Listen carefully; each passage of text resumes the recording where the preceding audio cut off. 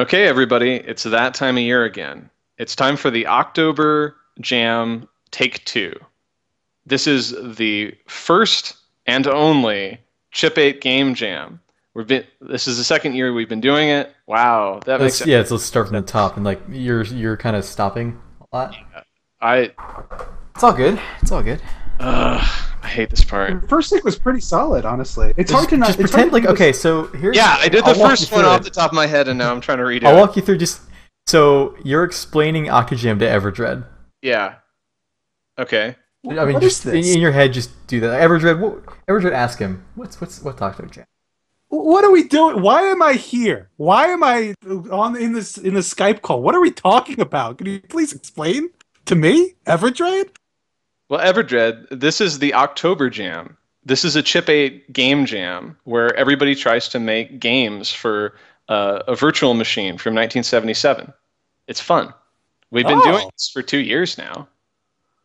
I completely forgot about it. Honestly, Well, everybody's been working on games for about a month now, and we had 25 submissions. Some of them are really good. I bet. Well, who's gonna play the games? That comes to you. Oh, okay. Unfortunately, we don't have anybody who's good at video games, but John is willing to fill in. Yep. All right. John is going to try his best. I'll try my best. You want to get into it? Let's do it. All right, let's do it. So this game is Masquerade by Team Undead Cuttlefish, which consists of Masticophoron. This is a standard Chip 8 game. It's running at a realistic speed. Something that is kind of interesting about this game is that it actually has a loading screen, and that isn't just for show. Uh, when we get into the gameplay, I can sort of talk to you about why it needs to do that. So the object of this game is that you're controlling a cuttlefish and you're helping her hide She got away. by blending into your environment. You're an absolute natural at this, John. He's doing really well. I had trouble. Yeah, I'm beginning to think that you may have cheated, but I'm sure that this game will stop you very, very soon. So there's the first row of keys is like vertical stripes Okay. and patterns. The second row is horizontal, and the third row is special and will make you want to kill yourself. So, yeah, the thing. This is a really creative game, and I really like it. But it gets insanely hard, like 2/3 of the way through. It's the hard to point that match up. Yeah, It's it really is. difficult to match up the pixels when you have these sort of styles because like if there was a grid line, would make it a bit like easier. But obviously, you can't have that in Octo with this resolution, and it's hard. So like a lot of these designs they look the same, but they're offset by 1 pixel, and it's really difficult to tell when that 1 pixel is Are screwing the you. keys randomized? No, it's just that each of the keys is sort of like doing a different mask, and they're all getting layered together. But you can only have a certain number of them active at a certain time. Uh-huh. It's pretty tricky. So I was talking about how this game had a loading screen, and the reason for that is this game is pretty good sized. It's 3,166 bytes, Whoa. but about a little over 1 kilobyte of that at the end is just this pattern data, which is really repetitive. So in order to basically compress the normal binary, it begins with a ton of zero data at the end of the ROM, and during the startup sequence, it unpacks everything and totally unfolds it into that high memory.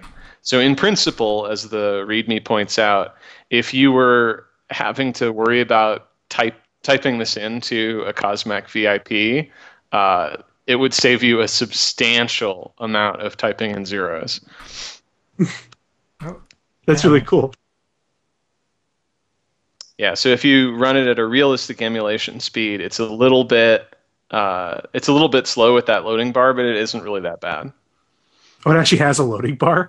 Yeah, it does. That's really cool. It takes maybe like 3 to 5 seconds to unpack all the data. I like to say that that's a beautiful cuttlefish. Do cuttlefish actually have disguising powers? Can they? Yeah, they do. Oh, Um, they're just like most other cephalopods. This is this Yeah. now is you're in the fun zone. Oh man. uh-huh. See, like once we get to this, I can't even play this game. I couldn't get past this level. This was impossible for me. I know. I mean, you can It's tell just like a vertical wall of difficulty. you can kind of tell which pattern it is, but I couldn't figure out what possible combination would make it work out.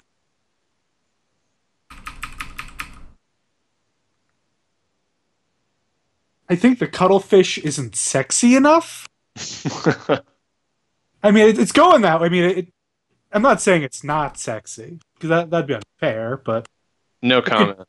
it could be a little sexier, you know? Sex sells. It's got a nice anime eye, though. Actually, So, wait a minute. Look, it's pretty phallic. Thinking so about it, oh gosh. Do you have any thoughts, John? This is a hard video game. It is it's very tough. hard. Yeah, I mean it's a neat idea though. Mhm. It's a lot to do in Octo. Yeah. I mean, well, just you wait. Just you wait till you see the other game made by the same goon, actually. You want to move on? Yeah, I think we're good. Let's I think we move went on. over the content that we could possibly experience of this game. Next game is Citizen 8. Citizen Civilization. Asian, yeah. Yeah. Now, you definitely need to read instructions before you play this game, because otherwise it will make almost no sense. Okay. Okay, you can scroll down. I think yeah. Yeah. So this is it's sort of like a one-player game of Carcassonne. The idea is that you play down a sequence of tiles, and each time you play down a tile, you have three different choices, and you're trying to make various combos and things like that based on the types of tiles you play down. And when you're done with a certain number of moves, then you're done. Tan did make an Android port of this game. It's pretty faithful. Yeah, I had a good time playing this game. There's a fair bit of strategy that you can develop. The maps, depending on how a map generates for you, you can definitely decide to do a different strategy than you normally would because of placement of like trees and obstacles and stuff. So that was really neat. How you do like an adaptive. So one of the tiles that you can place is a woodcutter that'll take down trees. So you'll plan kind of to go towards high pockets of trees to be able to place a woodcutter and then base future moves off of that kind of positioning, which is neat. Hmm. So a good starting strategy for getting points is to kind of make a lot of distance, and as long as you're at least 2 tiles away from the center from any shrine, you can place or temple or whatever the symbol in the center is. If you place one of those in Q right now, you'll get a big boost of points. You can actually place an A 2 or 3. 3. So it looks like the center. So they have to be at least 2 grids away. So you put in a good spot. In terms of gameplay, I was extremely impressed with how good the controls are for this game. It feels really natural once you start playing, and it does a great job of making use of the fact that you have all of these keys to work with. So 3 is if you surround that tile, that plaza tile, you'll get a big chunk of points. So yeah, you want to do as you're doing. So one thing that people might be noticing about this game is that it has more colors than Chip 8 normally has. So this is a game that's working with something called ExoChip, which are a set of extended instructions that are Octo-specific that we added this year in order to give people a little bit more flexibility if they weren't concerned with trying to make a game that was really historically accurate. So one of the things that ExoChip does is it adds this 4-color graphics mode where you can configure a palette. This game is a little bit bigger than a standard Chip 8 ROM can be. Normally, Chip 8 games can be 3.5 kilobytes. This one is about 5,000 bytes. But most of that a little under half of that is just this title screen, which has 3 colors to it. I got 32 points. I believe that there's a high score table in the source code to the game. So if you played a game and you want to compare your score against the greats. The greats. The greats. The great people who have played this game, obviously. What is 4? All 3? Oh. Yeah, so it's like a campaign mode. You do 3 progressive plays, and each time you have more points to work with, more moves to work with. In terms of gameplay, I think that something that this game would have really benefited from was trying to do more to convey the combos and things that you're making from inside the game. Yeah. Because while it does have a lot of interesting strategy to it, most of it is you just have to know what the pieces do, and the game doesn't really do much to convey that for you. So if it had been able to, do things like maybe flash sets of tiles when you form a combo, or show the point contributions that each thing is making for you at the end, if it was too expensive to do it, as you're playing. Anything like that would make it more discoverable, I think. If you could put like in each of the corners of the hexagon like a little blip, and that would show you how many points you're currently getting from that tile that's been placed, that would have been neat. It'd be pretty tough to fit something like that in. Yeah, I mean, I'm trying to think of the best way to do it, and the best I could think of is in each of the corner pixels having like a green or something to show that there's a point, or black, because it looks like black isn't touching the edges so much. I mean, it would be difficult to fit that information in with the resolution. Yeah, I would think either like flashing, or maybe at the end when it's totaling up the points. In your code, you have to have something that's like traversing the structure and figuring this out. So just make it as it goes, replace the tiles with numbers or something. At least if you could figure out after the fact. So the way that this game represents the grid in terms of code is with a skewed offset grid. It takes up a full 256 byte page, but only a small slice of that obviously is actually being used for hex tiles. It throws away quite a bit of space at the edges of that page of data, but the benefit to doing this is that it makes detecting the edges of the board very easy, and the calculation of indices into positions of the board. And since that has to be done in a lot of places in this game, it's pretty important that that's simple and efficient. Wait, did you trap yourself, John? Yeah. Oh, man. I wanted to put in a log cutter, but it wouldn't give me the log cutter. I didn't. Extremely greedy. Extremely greedy play. And that's how civilizations end. Yeah, you go into the woods, and you're surrounded by the woods, and it's game over. You've lost. Oh. That'd be a valuable lesson to you. Yep. The lesson I won't forget. Until I do it, there we go. Great. Oh, nice. Big points. So my strategy generally was get lucky, but also surrounding a center pocket that I leave empty, and then putting a bunch of plazas there once I know I can fill it up, and taking essentially an expansionist circular fence route. Mm-hmm. With the using the shrines and temples and stuff to get a good number of points from that, and then filling out as like if I get lucky, put down plazas, and that seemed pretty solid. Yeah, when I've played it, I generally would like start out by deciding what path I was going to take, and I would only very occasionally diverge from that if I got a particular combination of pieces. Yeah, I think I've seen enough of this. Yeah. Okay. It's a good game. I like that. It's very clever. So far, it's one of the most detailed, elaborate. Yeah, and this was actually the first game that was completed and submitted. Dang. Mm-hmm. So just you wait, man. Very nice use of the XO chip. Mm-hmm. So audio was another addition to XOchip this year. With XOchip, I've expanded it so that the I register can point to a full 16-bit address rather than just 12 bits, which means that instead of having 4 kilobytes of addressable space, you have 64 kilobytes. So this isn't really a game. This is more of just sort of a demo program or a toy.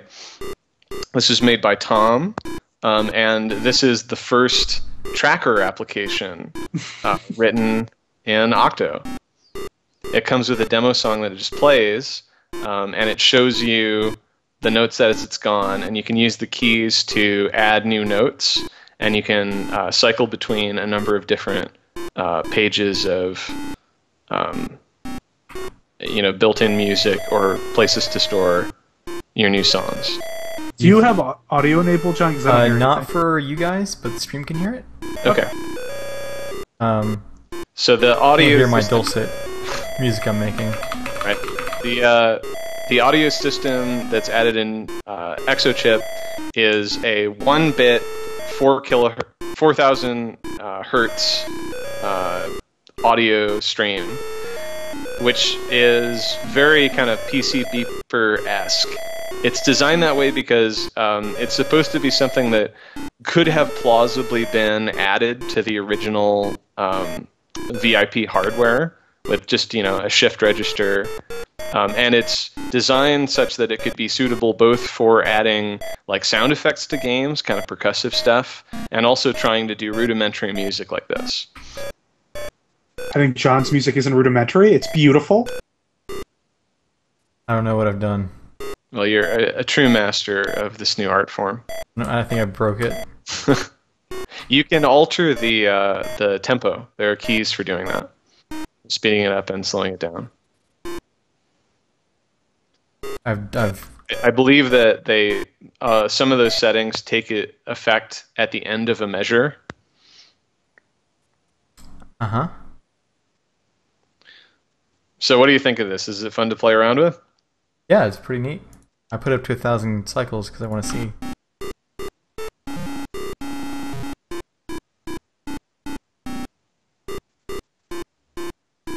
This is actually the first program, aside from my test programs, that was written that used the Exochip audio system. Tom was really enamored of it, and he made several things that use it in some way. I like it when it goes really fast. Alright, that's cool. Neat tech. Next one is Code Grid. Oh boy. Have you ever played TIS 100? Mm-hmm. So Code Grid, which is made by a fellow who goes by Zika, is essentially TIS 100 for Octo. You're programming in a two-dimensional programming language. So your program counter will move around a grid, and by using different symbols, you can change the direction of the program counter, modify registers, and so on. And it has a series of challenges for you to try to implement using this two-dimensional programming language. This was beyond me. It's a bit cerebral, and it may not do very well in the stream because of time limitations, but it's worth playing around with. If anybody has played around with ESOLangs or esoteric programming languages, this has some similarity to a pretty popular ESOLang called Bifunge, which is sort of the archetypical multi-dimensional programming language. Where's the output? It just modifies registers, I believe. No, I mean like so I got the input here, right? Mm-hmm. Where do I output to another register? It's just the row? No, so the idea is that you have one of those registers selected at a given time. There are tiles you can lay down that change which register is being manipulated. Uh-huh. You kind of need to read the instructions. I did. No, I did. John, have you ever thought about maybe reading the instructions to this video game? It never really occurred to me. This game contains a lot of text, and it actually uses kind of an interesting approach to doing its text rendering. So the example documentation comes with one way to do text. This is what I used when I made Cave Explorer, and there have been a number of other games that made use of it in some way. Uh, and that is optimized to be as fast as possible. This uses a different approach, which is optimized to represent the font as compactly as possible and to permit a fairly large font. So the technique that's described in the documentation, you're generally limited to somewhere around like 60 distinct characters. And the approach that this takes, which involves actually byte packing the pixels of each character and then in a sort of an elaborate way unpacking them for each letter that is drawn. And it even uses a little bit of self-modifying code, if I recall correctly. I don't know what it expects me to do here. I read the instructions. It wants me to copy the first register and the last one, but I don't know how to move a value between registers. I think you need to use a different key to lay down the type of... yeah, 4 is the register one, but I don't know what these symbols mean. Go down here and read this. I think it's just saying that you're taking the first register, which right now has a 6 in it, and then you're trying to move it into the last register, which right now has a 0.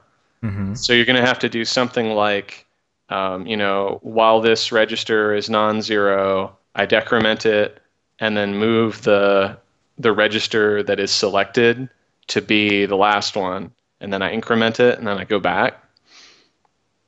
Ultimately, this may be a little bit poorly suited for the stream. So if you're feeling frustrated with this, John, it's okay to continue. But for those of you who are watching at home, I encourage you to read over the instructions and give this a try. There's a little bit more description of how it works inside the source code if you view it. And it even comes with solutions to all of the problems that are built in. Oh, yeah, you're correct.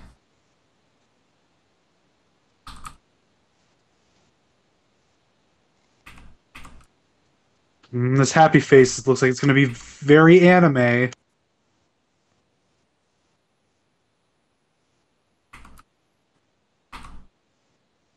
All right, we can move on now. All right. It's a happy box. This game looks cool. Then made goo. Ouch.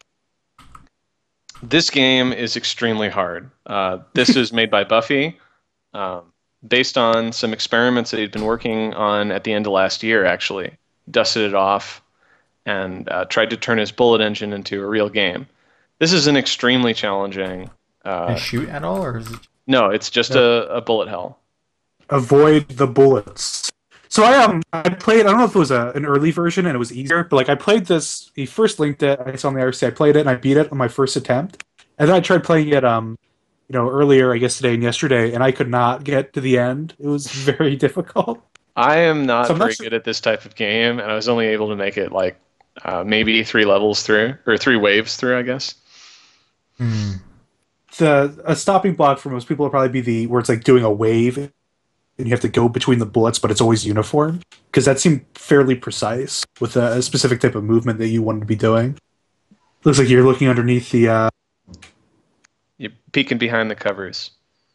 So this is a game that's written using only the standard Chip 8 instruction set, but this wouldn't work at all on real hardware because it's making use of the maximum emulation speed that Octa will let you crank it up to. Because it's doing a lot of work to reposition those bullets every single time.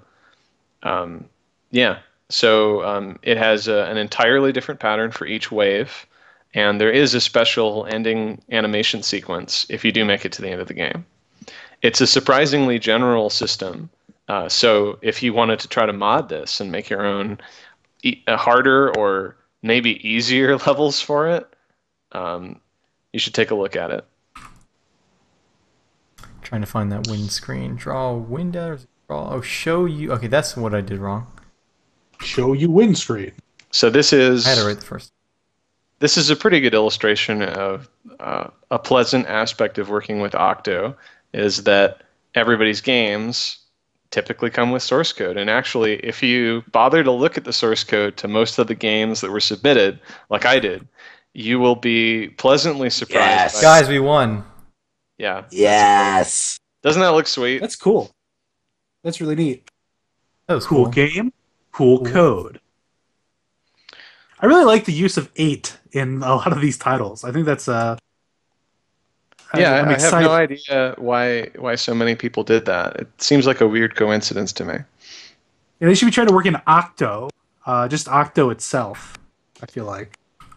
So Life is Great is an implementation of the classic Conway's Life cellular automaton.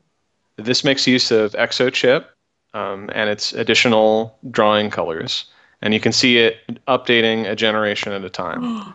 It's possible from the main menu to go into a drawing mode and set up your own patterns and then let the simulation go. Now this is running as quickly as the emulator will let you go. Initially, the first draft of this program ran at about a quarter the speed that you see now, and Scavalus and I did some work helping unroll a very particular hot loop in this using some kind of clever optimization techniques. So if you're interested in how this works and how to make cellular automata, maybe you want to try to implement Brian's brain next year, take a look at how RunCell works. That's the section of code that actually handles updating a particular cell based on its neighbors. You know, Conway's Game of Life is pretty cool, but I really think the Milton Bradley Game of Life would be really neat to see in Octo as well. I think that could be done. Any sort of board game could probably be adapted to the system. The biggest challenge is always conveying enough information with the graphics. And if you use high resolution mode like we have here, you have a fair number of pixels to work with. You can certainly make things look like something. Yeah, I mean, if you're just showing tiles and spaces generally for the overworld board state, and then you're going when you land on one, actually going to a new screen, you probably could manage that data fairly effectively. Get away with a lot. I think you could make a pretty interesting version of like Clue, or maybe Risk. I've definitely seen some low resource intensive versions of Risk, so that's always cool to see. The first couple iterations of this look like a demo group logo. Yeah, something that was initially suggested was trying to come up with a pattern that will, after several generations, turn into the logo for the game. That's actually pretty difficult. There are many patterns. There are patterns in life that are called Gardens of Eden, which is a pattern that can only exist at the beginning of a simulation, and it's not possible for a sequence of updates to arrive at it. What's up with this? There's a pattern that's not changing near the...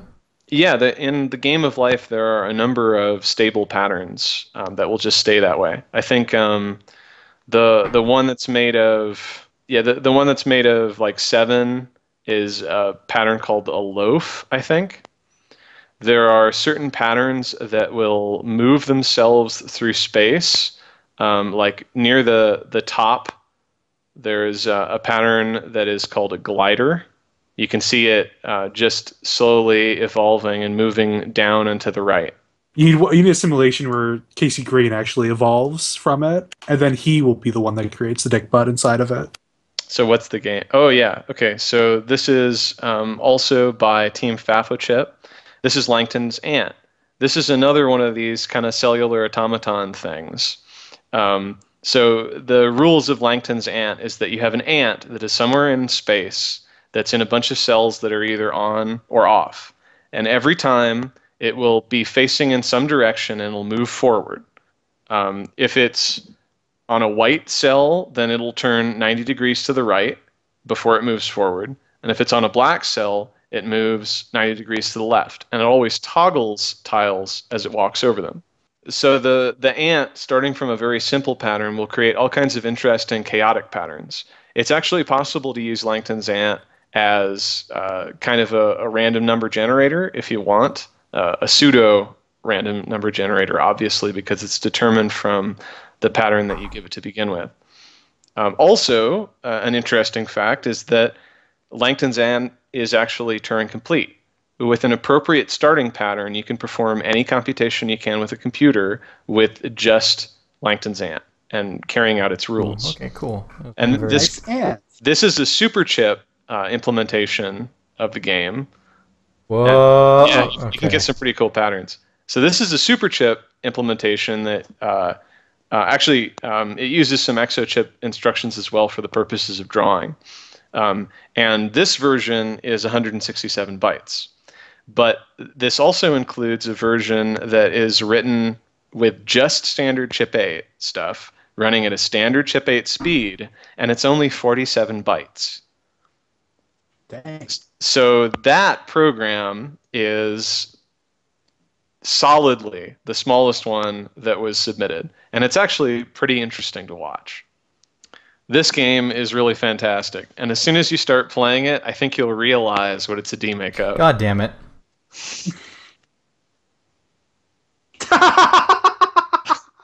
Nicely What a done, great John. first shot. Expertly done. Does this have an Octo music version of Unfortunately, no, this doesn't have any sound. But what it does have is extremely sophisticated collision detection. If you play it for a while, you'll notice it is absolutely not just detecting an overlap and then rebounding in the opposite direction or something. This was made by Mastigaforeign, the same person who made Masquerade, and she wrote a very extensive post-mortem talking about the various iterations that this game went through in its strategies for dealing with collision. It's actually extremely interesting. It does a sophisticated versions. Yeah, it does a sophisticated sub-pixel collision system in order to get it to rebound in interesting ways rather than just in a simple, predictable way. I really can't do it justice in a short period, but the general idea is that logically your ball is composed of 16 different subpixels, and each of them essentially rebound as if they were a different angled plane against the pixels of the pins that it's bouncing off of. The source really for this one is a really good read. Oh, good. Oh, good. Oh, wow. Yeah, there's lots of pictures. Oh, wow. So if you play this game, and believe me, it feels really good. It is surprisingly playable. That is insane. And if you like that write-up, you should also read the source code. It's quite well commented. So I think that this game is absolutely fantastic. It plays great, and it's a technical tour de force. Mm-hmm. And there are a lot of fairly subtle features. You can get winning streaks. There are quite a few different levels. A lot of mechanics and scoring things. Just really going above and beyond. The score system relies fairly extensively on self-modifying code, but I think this is a really fantastic effort. It's really cool. I mean, as far as physics systems with collision and bouncing and rebounding, it's the most complex stuff I've seen in Octo so far, right? I don't think we've seen... And this is only using stock super chip functionality, and that's basically just for the high resolution mode. Mm. And it's running at a fairly modest emulation speed too, so it's pretty efficient for all the work it's doing.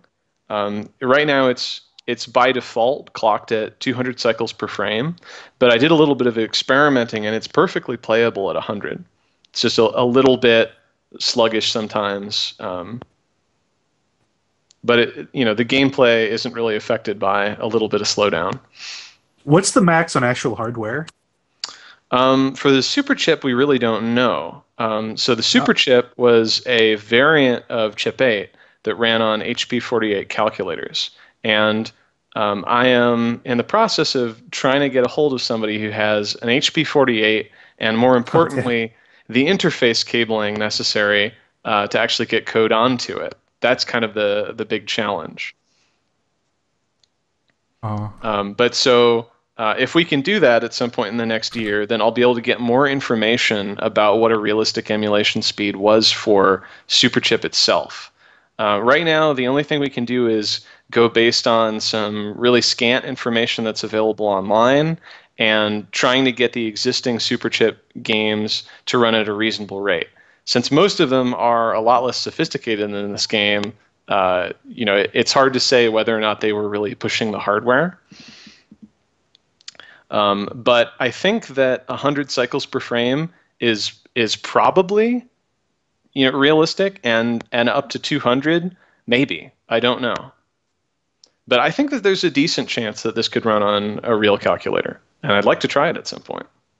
That's great. Nice work. Alien Hunter. This game is scary. Whoa, the text is scary. Yeah, this is a pretty spooky game. So it's a game about hunting aliens. Little Metroids. I think you broke it, John. Not this shit again. I hope it doesn't have spiders.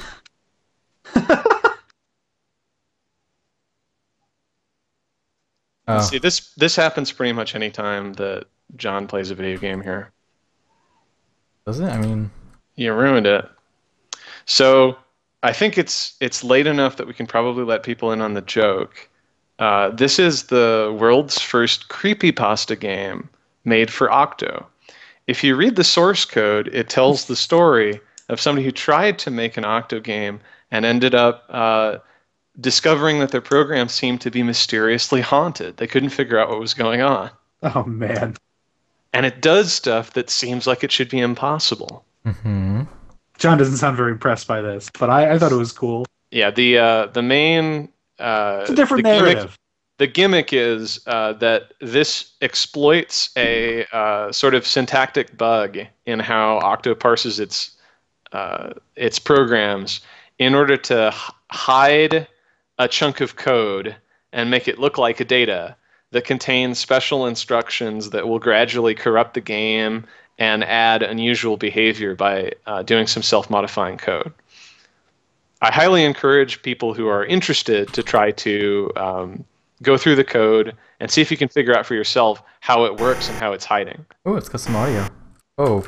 It actually does a few things specifically to try to defeat Octo's decompiler in trying to take a look at how it works. But if you dig through it a little bit, there are some interesting comments peppered around in it, and you can make some headway and figure out how it works. Well, that's very nice theming for Halloween. That's cool. Yeah, locked in a room with Ghost. Oh, this is another spooky one. Yeah, so this was a small program made by Tom. It isn't really a game. It's just kind of a little tech demo. The graphics in it are based on an Atari 2600 game called Haunted House. The main character that you play as wandering around this dark haunted house is the eyes that move around like that, and then the ghost is one of the enemies. I showed Tom a video of that game, and he decided that he wanted to make a basic Chip 8 implementation of that idea. At least he had fun making the graphics. I really like the eyes, the animation for the eyes. Yeah, it's really cute. Static organ. So this is another one with audio. This was another experiment that he did with trying to create a musical instrument using Exochip.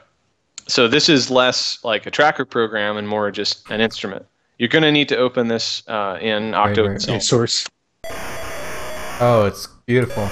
Get ready for some sick beats. I like how the effect fades. Yeah, and that is directly related to the sound that it's making. That's really cool. What it does is when you hit a key, it loads a particular audio pattern, which, since it's one bit, is just on-off with varying frequencies in order to make different kinds of sounds. And when you release the key, it will gradually just take pixels away from the 1 bits in the audio pattern and make it decay towards being silent. So you get this really neat visualization effect pretty inexpensively by just drawing it as a sprite all over the screen. What? So this is Horse. This is by Tom. Tom liked Alien Hunter, and he wanted to despookify it. So he found the ghost and removed it from the game so that you could play Alien Hunter as it was intended, which is to say by adding lassos and horses. An interesting aspect of the despookification is that Horse is exactly the same size as Alien Hunter. Maybe that's a useful clue. All right, our next game is D-Flap. D-Flap. This was submitted by Hitcherland. Yeah. So this is a very familiar game. This is a pretty straightforward Chip 8 implementation. It's I will say that I like the controls always being visible, so you know what to do. Yeah, I mean, it's a good example of a self-documenting game. If you make it through multiple levels, then the little pixel in the top left will gradually advance to show that you've made it through multiple passes. I found that pixel moving extremely depressing with my progress I was making. This is a stock Chip 8 game. It's 261 bytes, which is a pretty nice small size. It's running at 100 cycles, but it's actually perfectly playable if you crank it down to 15. In fact, John, why don't you go into Octo and bring the emulation speed down to 15 cycles per frame? So it's still pretty playable this way, but now you can see the way that it actually handles score counting. So what it's doing is it is continuously drawing sprites in the gap, and then if you overlap that that test sprite with the player, then you get a point. So slowing this down is a good way to see how it works. It's actually not a bad way to try to understand a lot of Chip 8 games. If you slow the emulation down all the way and you see the way that the screen is built up, you can get a pretty good idea of how the game logic works. And the layout of the source code is kind of interesting. It's done in a very compact style that isn't formatted like most of the code. Next one is Skate Hate 1988. This one has I like sound. this name a lot. This one has sound, and you absolutely have to play this with sound. The sound is one of the best things about this game. Not to denigrate it. Not to hate on Skate Hate 1988. No, but this game, it makes fantastic use of the Chip 8 sound. It actually has 4 different pieces of music that it plays at different points in the game, and 2 different sound effects. So the gameplay is a pretty simple infinite runner kind of thing. I think it has a lot of charm to it. It was kind of weird how it started up. I think you had to press a button or something with the same menu button again. Oh, you got trash, girl. Well, I increased the cycles a little high, so let's put them down again. There we go. There you go. Yeah, so I like the background in this. Yeah, the cool scrolling background. It's using SuperChip scroll commands, which allow you to normally scroll horizontally in units of 4 pixels at a time. This program does it in 2 scrolls at a time, so it's always moving by 8 pixels. And you can see that even scrolling 8 pixels at a time, it's still reasonably smooth. So if anybody's thinking about trying to make a game along this line, scrolling 8 pixels at a time is not really that much of a limiting factor in terms of trying to create a good impression of motion. When we get to one of the other games in here, you'll see doing it 4 pixels at a time, and you won't notice very much of a difference. So this is an Exochip game, but it actually runs at a pretty modest rate. I think that the default here is about 20 cycles per frame. And I think the other thing is that the game state is fairly simple, so it's able to keep almost everything that matters to the game in registers at any given time. Simple, straightforward game with a lot of lavish attention paid to its graphics and making use of the audio. I like how the game over screen like slides on as you die. I thought that was a very nice touch. I hope that she's wearing a helmet, given those big barrels that are very easy to trip over. Draw. So this is a really simple one. The submitter team of a person just sort of ran out of time and was just able to tinker around a little bit. This is based on a modified version of the default example program. and it lets you just draw like an Etch-a-Sketch. So not much to it, but you submitted something. You didn't feed the wall. This time. Interestingly, draw is still slightly larger than Langton's ant. So Area F is another incomplete game. This is submitted by Nakatsugawa. The idea was, I think, to create something a little bit like a Defender type game with an infinite scrolling background, and they only got as far as sort of making this playfield here. I looked into the code a bit, and there is a fair amount of kind of unfinished, unused code in here. You can definitely see that it was a work in progress. One thing that I would suggest is the entire playfield that you see here is being redrawn every single frame. And this is done using just standard chip 8 instructions. If you try using the SuperChip instructions, you can get these horizontal scrolls pretty easily.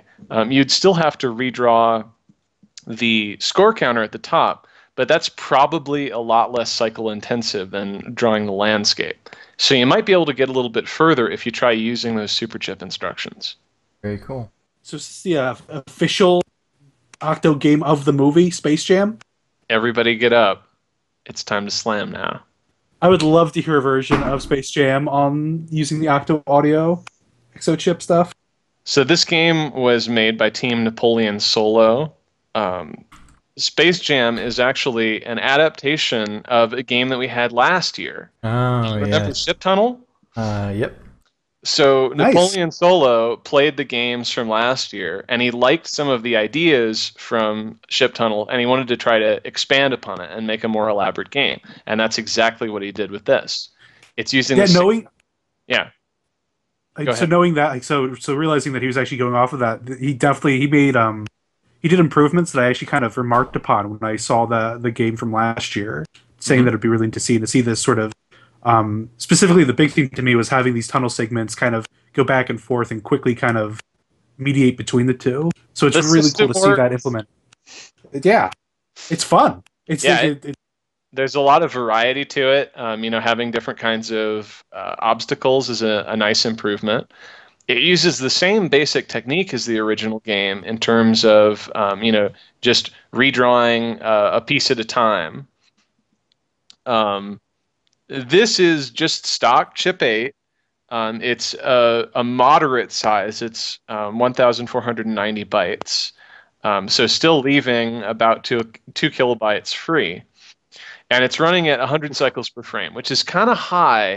I did some experiments with trying to clock it down, and it does degrade the gameplay a little bit. So this is kind of... it's marginal. It's hard to say how well this would work on the real hardware, but maybe we'll get an opportunity to find out. Very cool. So this was a game made by Team Horse. This is Larissa. Larissa is the developer behind Horse World Online, and she wanted to try to make a horse-themed game.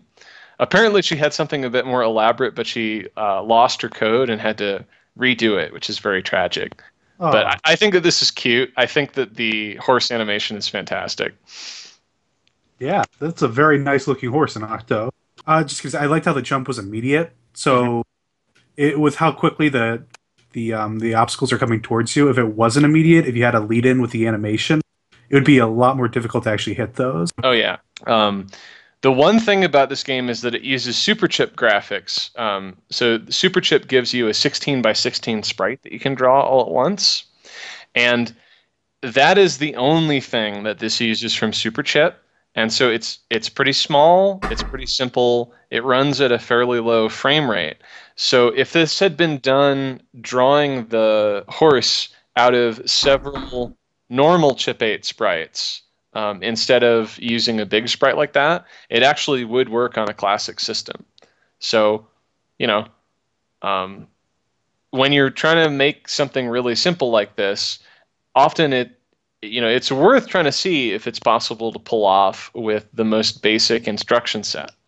Wait, it's so the next game is called Edie the Alien. I'm basically responsible for this one. Really nice spriting in this one. Very evocative, that Edie. I had to spend an absolutely ridiculous amount of my space on all of the sprite animations for Edie. Yeah. They're all 16 by 16 sprites, and I use up about a half of my memory on just overworld sprites and tiles and the animations for Edie himself. So this is an adaptation of actually, E.T. the Extraterrestrial for the Atari 2600 was a ripoff of this game.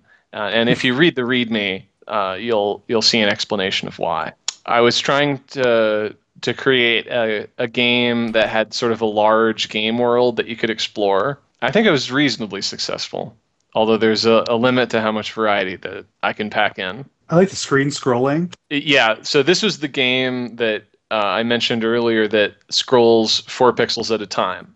The goal was to try to make like a super smooth as you could possibly do screen transition.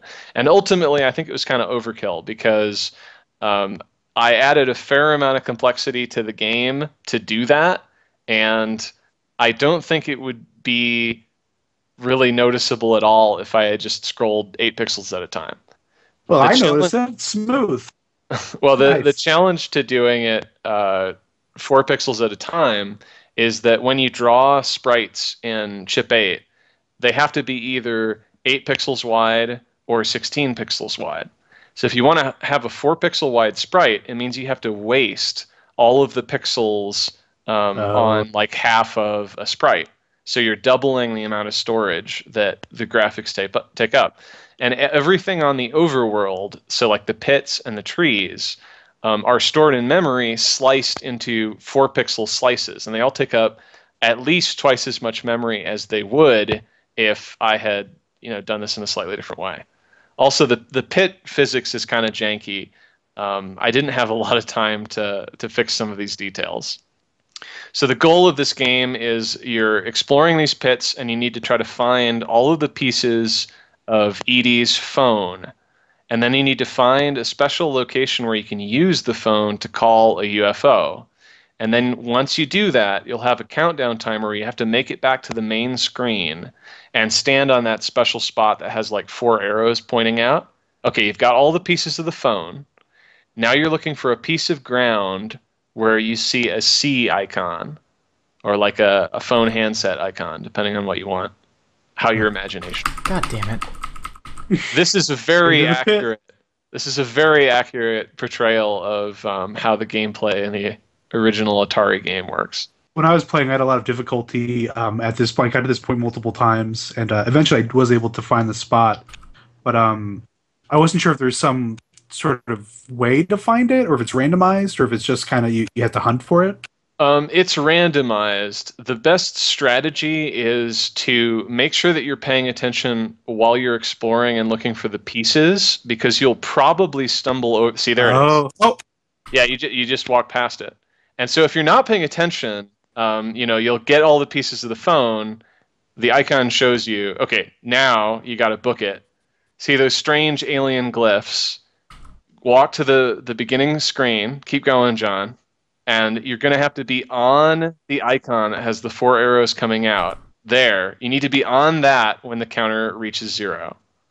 There you go. Alien victory. The highest score that I've seen for this game so far was 1,170. What did you think? I thought it was good. I thought the graphics were really superlative for that one. And the smoothness. Like all the animations especially, I guess, because all the different animations for Edie definitely make a big difference. All right, moving on. Deadlock. So Deadlock by Team Parody Bit. You won! This is a stock Chip 8 game. It runs at 30 cycles per frame, which is somewhat realistic. And for being like a really simple, straightforward kind of thing, I thought it was surprisingly fun. Yeah, it's like trying to. If you press E, yeah. Oh, I just think it is obviously very simple, but just that the delay in your shots hitting it with it moving very quickly, it's fun trying to hit it. I think it would have been nice. I feel like if it hit your shots and once it hit one, it bounced. and then it removed the shot. That could have been an interesting way to change up like the behaviors instead of it just going back and forth forever. So John, why don't you open this up in Octo and play it there for a little while? Just make it go a few rounds. So one thing that I noticed while I was looking at the code of this is this actually contains a pretty easy bug to make. And so I don't want to single out the author of this game, but I thought we could use this as a way of illustrating this problem. So you've played a couple of rounds and the game has restarted. Press the I key and break into the debugger. Oh. So scroll over a little bit so that we can see the part that shows the stack trace. It's sort of in the middle of the readout on the left of the screen there.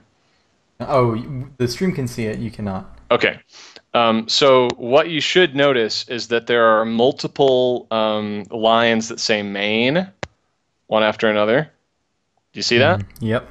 Yeah, so each of those is a stack activation record. And the way that the code is written right now, every time you end a game and then start another game, it does a subroutine call into the main method again. And what this means is that every time you restart a round, it's going to be adding a little bit of junk that never gets recollected to the stack. And Chip 8 has 12 activation records of stack. So if you played 13 games in a row on this, which is a very unlucky number, maybe it's symbolic, then you'll run out of stack space and the game should crash. So you can use the debugger like I just showed to recognize that this is a problem if your game isn't resetting in the correct way. And you need to be very careful about how you structure your main loop such that when the game is over, you end up popping all the stack frames and resetting properly. Oh, here we are. Oh, so it broke out? It broke into the debugger, yep. Yeah, and it should say at the top that the breakpoint was a stack overflow. Yep. So be aware when you're developing your Octo games that there is a debugger that you can pull up. It's fairly sophisticated, and it's going to continue getting better. You can use I to sort of break your program and pause it, and it's possible to use O to single step forward in execution. So What do we got next? Pet dog. This is a very simple one. System Logoff made 3 games last time, and he didn't have as much time this time. But he was able to make this little homage to everybody's favorite indie game, Undertale. You should try it. It's a cute little thing. Yep. Oh, this one was really impressive. Yes. I played a little of this. So this was made by Your Name Here, a.k.a. Dr. Stab.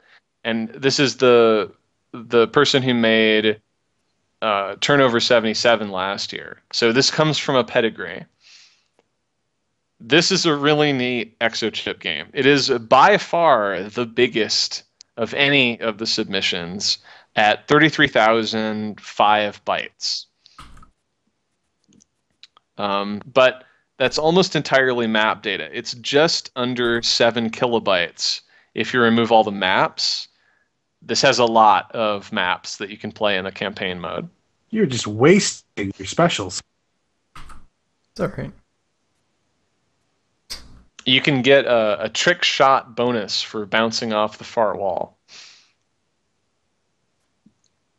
Oh, got him. Oh, you got him.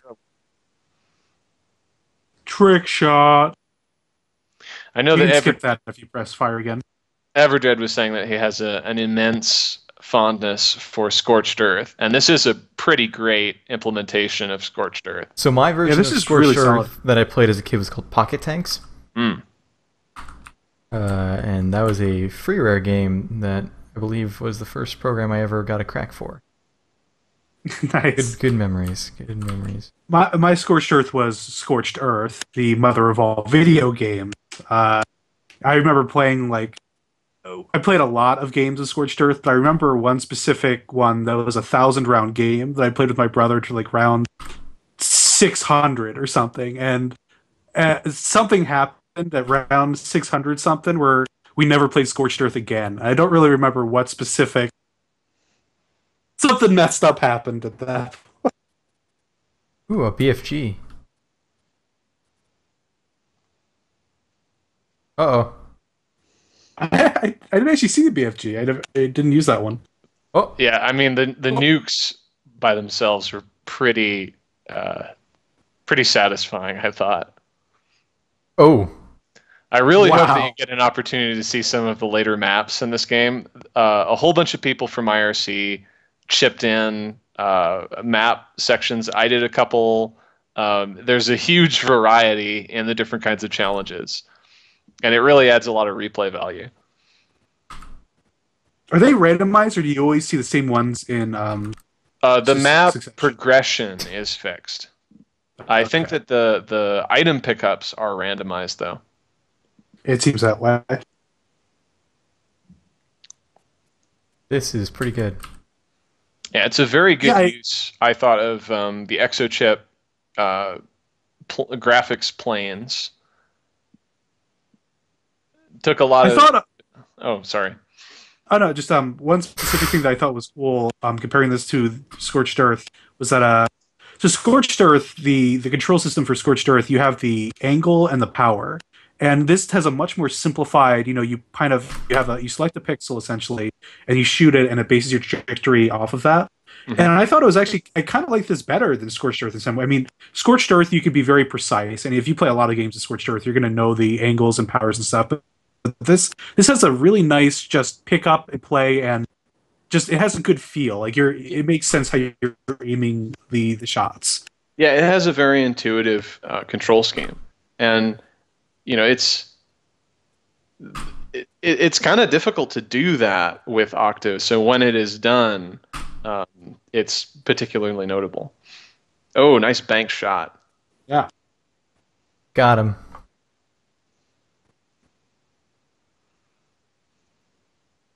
This could use Lazy Boy tech. Oops. What is that? In Scorched Earth, Lazy Boys were like a guidance system, so you just click on the enemy tank and it would shoot your shot right at them, and you'd kill them, pretty much. I remember back in the day on Scorched Earth, we had to ban the use of napalm and Lazy Boy because you just fill their shield with napalm and instantly kill them every time. I think that the fact It's unfair that stuff. I think that the fact that shots bounce off of the bottom of the screen might have originally been a bug, and it was just kept in as a feature because it's hilarious. But the other thing about doing that is that the ball actually, or the shot, rebounds with more force than it hit the ground. So it's like a super ball when it hits the bottom there.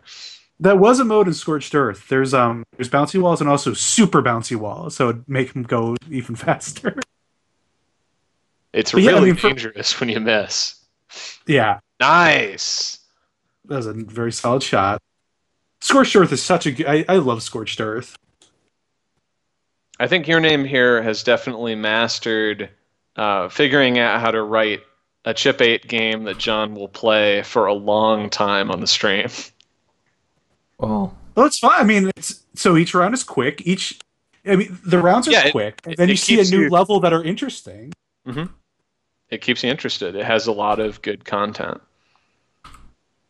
I mean, there's always going to be a certain level of simplicity with games for Octo. I mean, it's going to be kind of unavoidable. I mean, you can see some complex stuff. I mean, as we had this year, but generally, you're going to be making a game that is pared down with a lot of mechanics.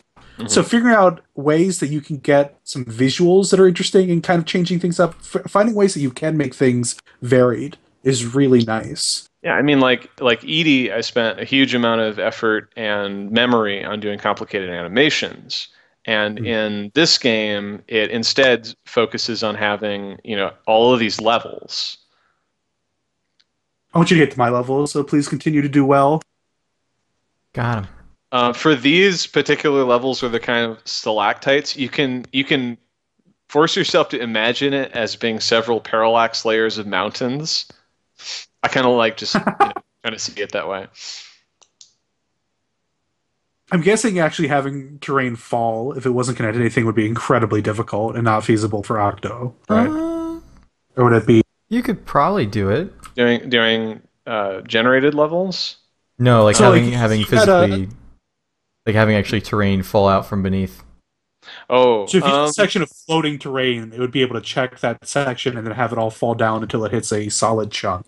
it's possible to do something like That was Scorched Earth. but it is very. It's generally pretty process intensive.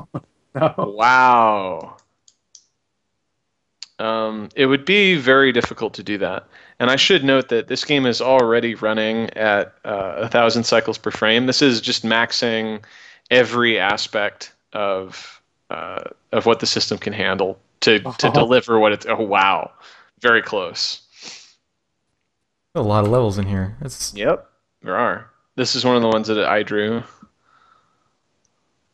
This is sort of a generic industrial kind of thing. I like the blocking of it. Oh, so close. Classic Scorched Earth gameplay. Okay. Nice. There you go.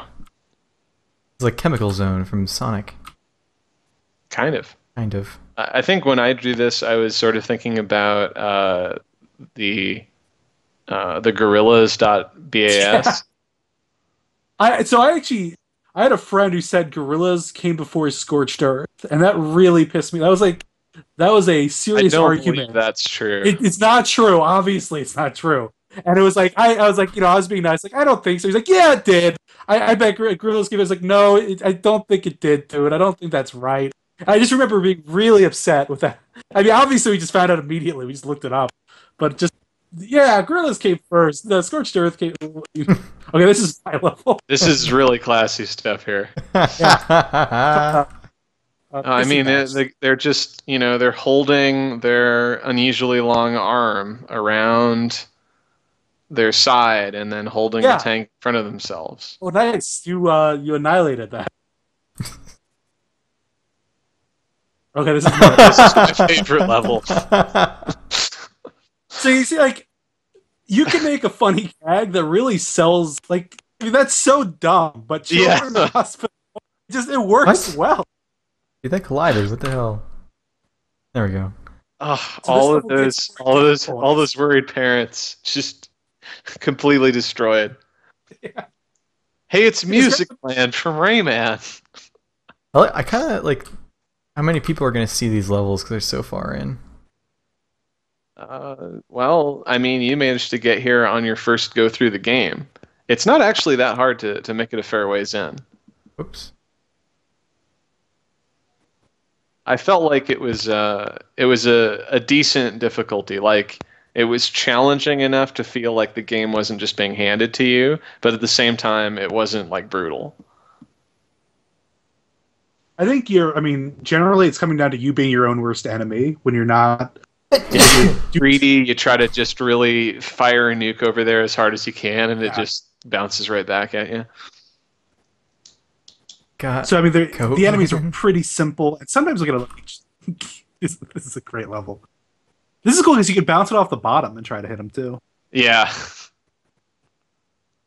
Yeah, and this is pretty smart, but I bet it just randomly selects it. Yeah, I believe that it just does random shots. There were originally some experiments with trying to do kind of a binary search type thing. And it's also, of course, possible to make the AI just compute the right thing to do. But the binary search was a bit complicated to implement because of the two-dimensional search space. Whoa! Really hoping that would go here. I love how that goes through the tank. It's like it doesn't explode on them, but it continues shooting through them, and it does also kill them. Yeah, it feels kind of like a samurai movie. Like the tank gets like sliced in half, and then there's a pause, and then it dies. It's not a samurai movie. That's called anime. God damn it! No, I nailed myself. That was one of my. Oh, you're dead. Jeez. You are dead. Very nice. That was really good. Yep. When in doubt, make Scorched Earth. In my opinion, because Scorched Earth is an awesome game. Yep. And this is don't get me wrong, this is a really great implementation of it, especially, for being Octo. This is just very impressive. Yeah, the entire title is Leg Boys Adventure 8: Doki Doki Property Planning Panic. This is another game made by Team FafoChip. Press V or C.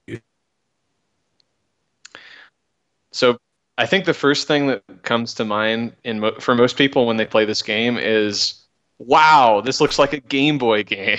Are you sure this is a Chip 8 game?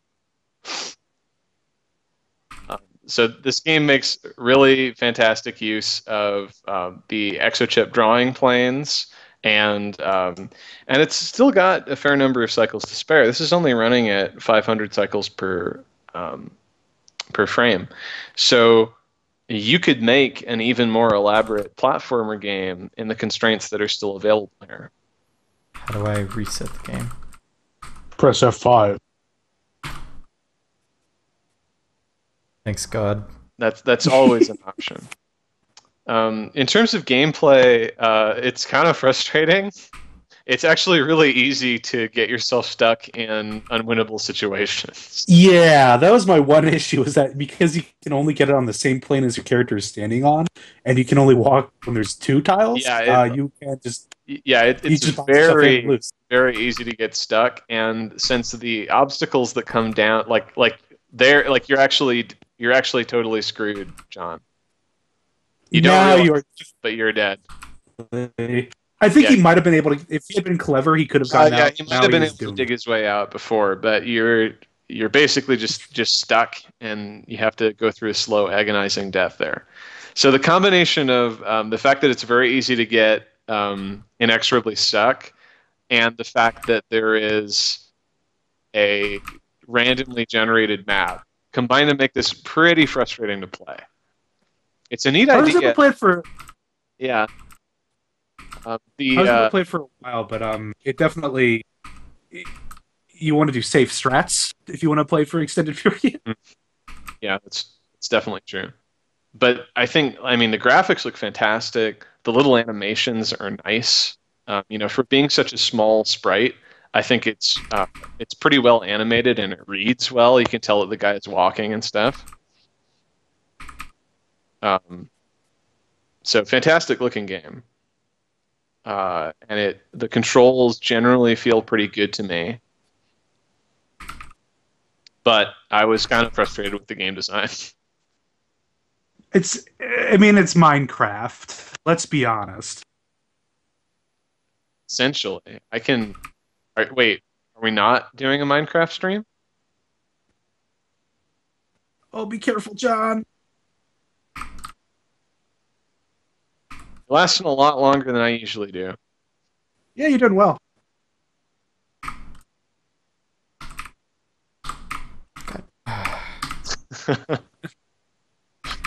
It can be frustrating. Oh, come on. Yeah. So I think so far this game has probably raised John's blood pressure more than any other game. Oh, John. Oh, John, you made a bad choice. No, I didn't. I can get out of this really easily if I could actually turn without walking forward. But you can't. Well, you made a bad choice in the realm of this game's design. You have made the incorrect option. We're done.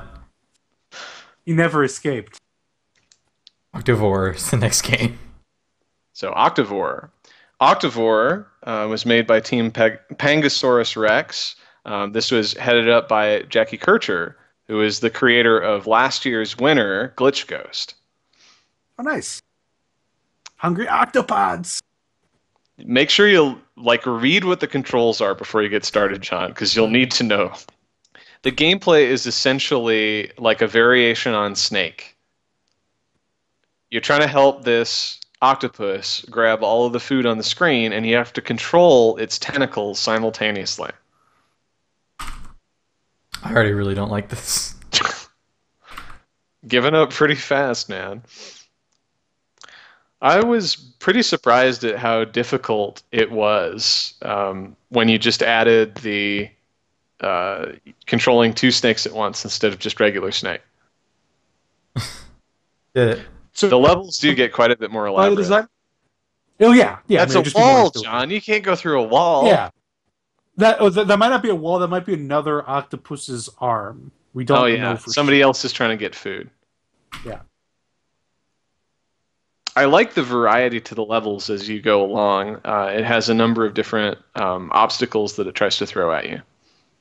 This game is very difficult on hard. I was like trying to play through the levels, and it is. Oh, nice difficulty curve, guys. Yeah. And when you get to levels like this where it's kind of mazy, you actually really have to plan out what you're going to do ahead of time, or you can screw yourself over pretty bad. Yeah, so I think when it gets to these later levels is when the game really shines, because like the first level, you're just kind of like, oh well, all right, it's a snake game, and by the time you get to challenge levels like this, you realize it's actually kind of a puzzle game, in addition to also requiring coordination between both hands in a really weird way. Now, if only this had 4 tentacles or 8 tentacles all going at once. That would be pretty crazy. I like how well represented the food icons are. Yeah, for being pretty small 1-bit sprites, you can pretty much make out what they're all supposed to be. You've got Nice fish. efficiency. You've got, I think that's like a maki roll, chicken, bowl of soup. All things octopuses love. Yeah. Oh no. Oh man. I believe that you can do this, John. I have faith. After this level, I'm stuck. I don't want to know what happens after this. Fuck. Oh, I guess you won't anyway. How do you feel about it otherwise? It's pretty well made, I guess. I think this game just broke John. I like this game. I think this game is very clever. I think it's an interesting take on Snake, which is a game that I've seen a lot, and Snake does not impress me at this point. But this game I thought was quite impressive on those mechanics. It's a natural evolution of them, and it's quite difficult. As John is finding out on hard, this is very very tough. All right, we're done. I think it's a little bit of a slow burner. I'm most interested. Oh, we're definitely done. Okay. I was just going to point out that I'm most interested in the kind of puzzly maze levels. And I recognize that the first couple of levels are just sort of introducing the idea, but these later levels are where it really shines. Our last game is Down 8. Down 8. This was by team This Is Not a Team, and this is kind of the Hail Mary submission. I have some issues with the design of this game. Really? Well, go ahead. Oh, I just wanted you to play it a little bit so you could see what the issue was, which I think you just saw, is that it's quite possible to not be able to make it to the other platforms, even if you're like perfect. Oh, which you makes actually, if you don't get the platforms, you lose. Yeah. Yeah, You have to hit the platforms. Every time you miss a platform, you lose some life. That's what the 2 out of 4 thing is showing. And there's just some platforms that are literally impossible to hit, which is a little bit unfair. So this is a stock Chip 8 game. It's running at a stock 15 cycle speed. So this is a totally authentic, viable, original Chip 8 game. And purely from an aesthetic standpoint, I really like this game because it has simple graphics, but most basic Chip 8 games are very unadorned. And I felt like this game had just enough detail and texture and style to its presentation to have kind of a nice look. And even the palette I really like. Well, it needs it when it draws a new level, it needs to place a platform within a distance that the first one has to be within a distance that you can make if you move in a direction. And then every subsequent one needs to be at max a distance that you can, max cover between them. Yeah, I mean, there's literally impossible jumps when you go into the next screen. So that definitely is a downer. Yeah, that's a super downer. Okay, guys, so we made it through 25 submissions for this year. I was really, really blown away by both the quality and quantity of the games that we saw submitted this year. I love Scorched Earth. Scorched Earth is good. I like this year. So another OctoJam has come and went. I think everybody who participated should feel good about what they did. I think we're really pushing the cutting edge of what is possible on Chip 8. We had a lot of submissions that were super chip, a lot of submissions that were just stock Chip 8, and I was pleased that a lot of people also took advantage of some of the new stuff. So it was just a fantastic outpouring of creativity. Yeah, specifically, I want to say the physics implementations and collisions and stuff that we saw with Scorched Earth and with the Peggle, what was it? Octopeg. With Octopeg, they extremely nice and surprising to even see in an Octo game. I didn't really realize you could do that stuff as well as that was implemented. So fantastic work on that. Definitely check out the write-up on that, because even without the really in-depth technical understanding of the programming, there are a lot of diagrams and things that will give you a sense of basically how it works. It's a good write-up. Mm-hmm. So one special feature that we're not going to be able to stream tonight, but that we will have when this video is ultimately put together, is an associate of mine, Doug Crawford, who is a retrocomputing enthusiast and has access to a real Cosmac VIP, is, as we speak, working on running 8 programs that were submitted this year that were capable of running within the authentic limits of the original Chip 8 system. So for those of you who made games that fit in all of those parameters, you should have a chance to see your game running on real hardware, which I think should be a lot of fun. That's super cool. That's neat. That is very cool. Hello, I'm Doug Crawford. I'm going to be demonstrating your Chip 8 programs on the original Cosmac VIP from RCA, which was the first platform that Chip 8 was implemented on. So here's the inside of a Cosmac VIP. It's a very minimal microcomputer, and it was essentially the Arduino of its day. We would use these to learn how to do programming and some hardware interfacing. There wasn't as much digital I/O and analog I/O as you have on an Arduino. You'd have to add those with expansion cards. But it did have the RCA 1802 processor, 1 to 4K of memory, a ROM for an operating system, and an innovative memory mapped video output, which was unusual for this era. Okay, I'm going to quickly show you how to operate a Cosmac VIP computer by loading the October 2 demo. So the way you use this is you jump into the operating system by holding down the C key and coming out from reset into run. And so the machine starts running, and this actually is the operating system being presented here. It throws up the current contents of the memory map, which, since this was freshly powered up, is all random. And interestingly enough, one of the characteristics of a Cosmac VIP is when you turn it on, the operating system is using some of the video memory for its own purposes, and so there's a constantly running, changing bit display right here as it's doing its housekeeping behind the scenes. So that's just a signature of the Cosmac VIP. So from here you can enter in hex code for machine language from the keypad or load code off of cassette. I'm going to load code as if it's off of cassette from a WAV file here. I've converted the October 2 demo into a audio tone WAV file, and that's loaded into a WAV player. And so once you're in the operating system, you initiate a load like this. You put in the starting address for where you load. Normally it's the beginning of memory, which is 0000 hex. And then you hit a B, which it's labeled here on the case that is a tape read.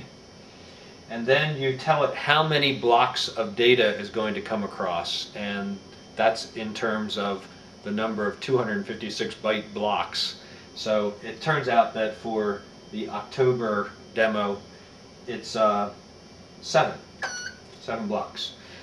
And the screen blanks to let you know that it's ready to load code. So we'll start that. This WAV file contains both the Chip8 program interpreter and the October demo concatenated together. So it's loading in from 0 to the very end of the October demo. When that's done, the screen will come back if it's successful. And there it is, it's back. Now, without further ado, I'll go to reset and run, and we'll see if John's October 2 demo runs on the screen. Reset. And here we go. 1976 Cosmac VIP running October 2. Okay, here is Space Jam all loaded.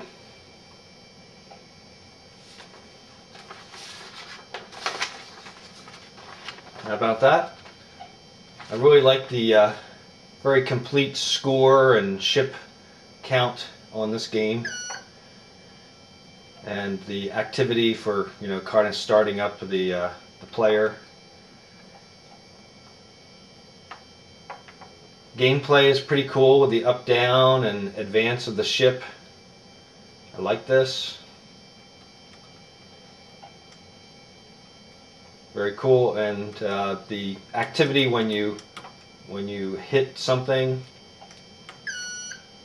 very nice.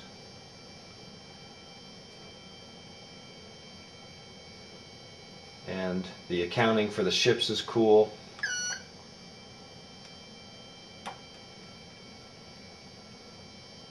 I'm going to run into the bad guy this time. Yeah, very nice.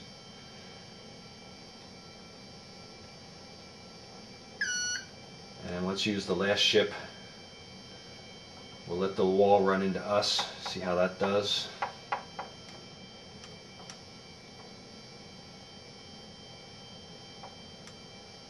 Yeah. And I particularly like this. Our belong to us. Fantastic. Space Jam.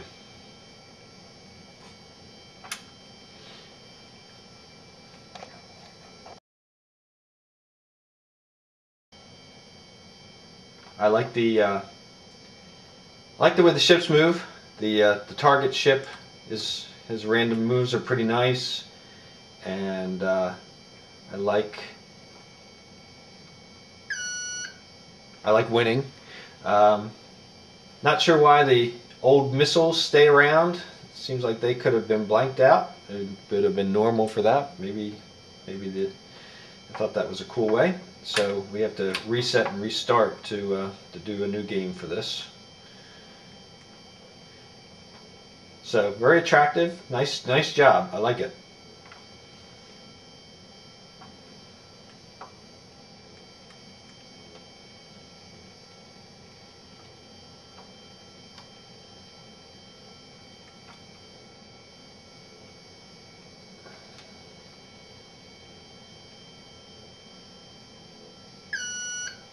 Ah.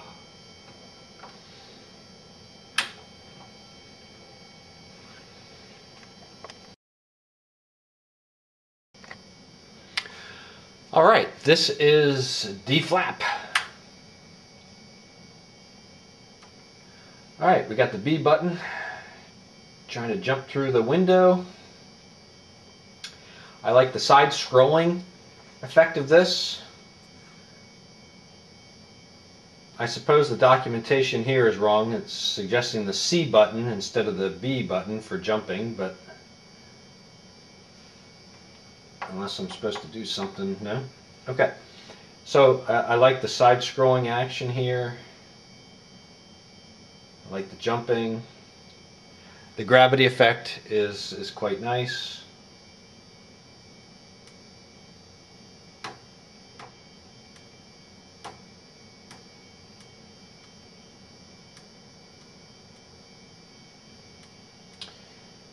It's missing a splash screen, maybe, but gameplay is very well demonstrated.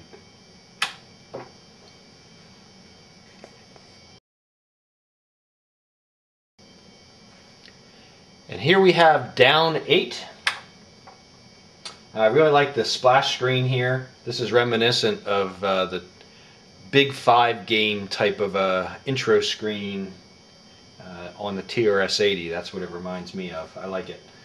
The gameplay, well, the information screen here, the instructions is very well, nicely done.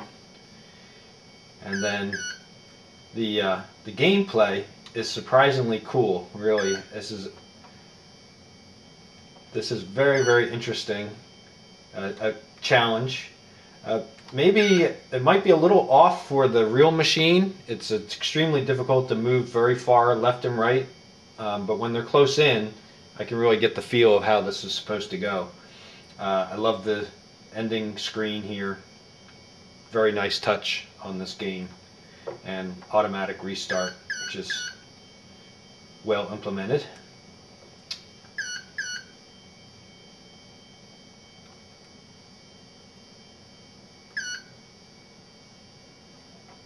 Yeah, very nice.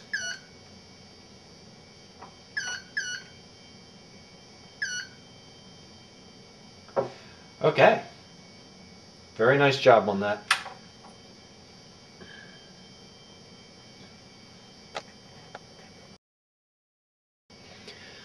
And here is LAN 8. LAN 8's implementation of ANT for chip 8.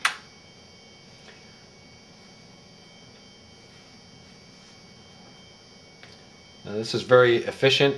Takes about, what, 100 hex bytes of code to implement. And it's very pretty. Good submission. I think it's a neat effort, a neat thing to implement on chip 8.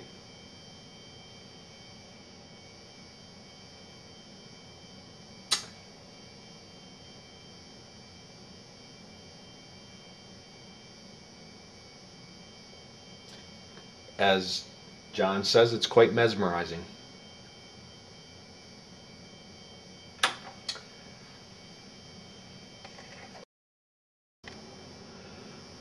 Alright, here is Masker 8. Let's see how it runs. Alright, we have some kind of initialization going on.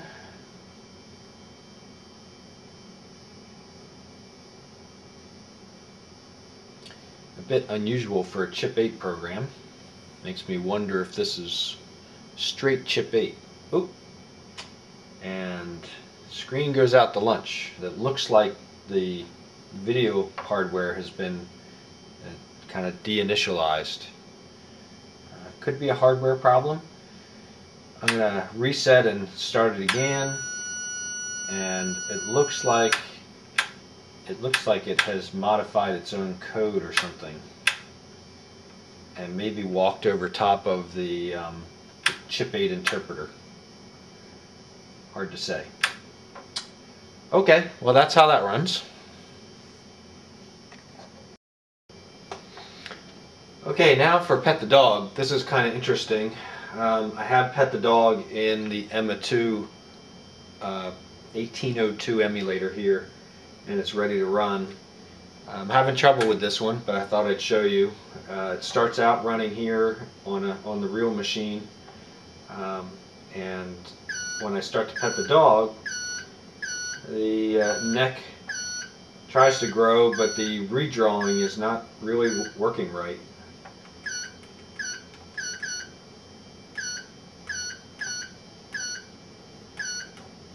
And interestingly enough, on the emulator, it actually does work right.